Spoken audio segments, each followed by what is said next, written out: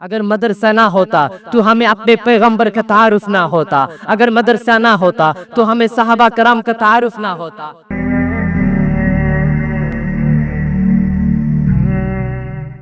السلام علیکم ورحمۃ اللہ وبرکاتہ۔ الحمد للہ رب العالمین والعاقبۃ للمتقین والصلاة والسلام علی خاتم النبیین، اما بعد۔ ہمیں دنیا سے کیا مطلب، مدرسہ ہے وطن اپنا۔ ہمیں دنیا سے کیا مطلب، مدرسہ ہے وطن اپنا۔ مریں گے ہم کتابوں پر، ورق ہوگا کفن اپنا۔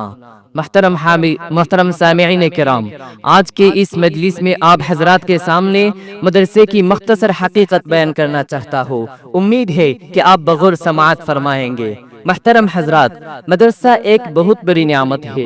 آج کے پرفتن دور میں مدرسہ ایک بہت بڑی قیمتی سرمایہ ہے۔ اللہ نے آج ہم کو یہ نعمت عطا کی ہے، ہمیں اس سے فائدہ اٹھانا چاہیے۔ یہ مدرسہ انسان کو حقیقی انسان بناتا ہے۔ یہ مدرسہ چند افراد مل کر بناتے ہیں اور مدرسہ ان افراد کو بناتا ہے۔ ہم مدرسے کی عمارت بناتے ہیں اور مدرسہ ہمارا قلب بناتا ہے، اللہ سے ہمارا تعلق جڑتا ہے۔ یہی انبیاء کا کام تھا کہ مخلوق کو خالق سے جڑے، مدرسہ بھی اللہ سے جڑتا ہے۔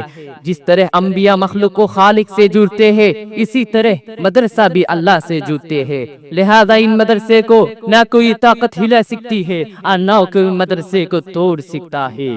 دوستو، خوب یاد رکھے، یہ مدرسہ بمنزل جر کی ہے۔ اگر خدا نہ خواستہ اس کی جر کمزور ہو گئی، پھر دین کا ہر ایک شعبہ کمزور ہو جائے گا اور چاروں طرف گمراہی پھیل پڑے گی۔ اس لیے میرے دوستوں اور بھائیوں، مدرسے کا تحفظ پورے دین کا تحفظ ہے۔ مدرسے کا تحفظ قرآن کا تحفظ ہے۔ مدرسے کا تحفظ حدیث کا تحفظ ہے۔ مدرسے کا تحفظ فقہ کا تحفظ ہے۔ مدرسے کا تحفظ دینی علوم کا تحفظ ہے۔ مدرسے کا تحفظ علوم نبوت کا تحفظ ہے۔ مدرسے کا تحفظ اس پیارے ملک کا تحفظ ہے۔ مدرسے کا تحفظ اس ملک کے امن و امان کا تحفظ ہے۔ مدرسے کا تحفظ بنگلہ دیش کا تحفظ ہے، اور سب سے بڑھ کر یہ کہ مدرسے کا تحفظ پوری انسانیت کا تحفظ ہے۔ دوستو، میں کسی جوش میں نہیں کہہ رہا ہوں، بلکہ پوری ہوش مندی اور دیانتداری کے ساتھ کہہ رہا ہوں۔ دنیا کی تاریخ دیکھو، جہاں مدرسہ ختم ہوا وہاں اسلام کا نام بھی باقی نہ رہا۔ جس طرح جہاں مدرسہ ختم ہوا وہاں اسلام کا نام بھی باقی نہ رہا۔ آپ نظر اٹھا کر روس، چین وغیرہ ملکوں کو دیکھو، جب تک وہاں سے مدرسہ تھا، دن کے باغ ابار رہے تھے، دن کے درخت بھی لہرا رہے تھے۔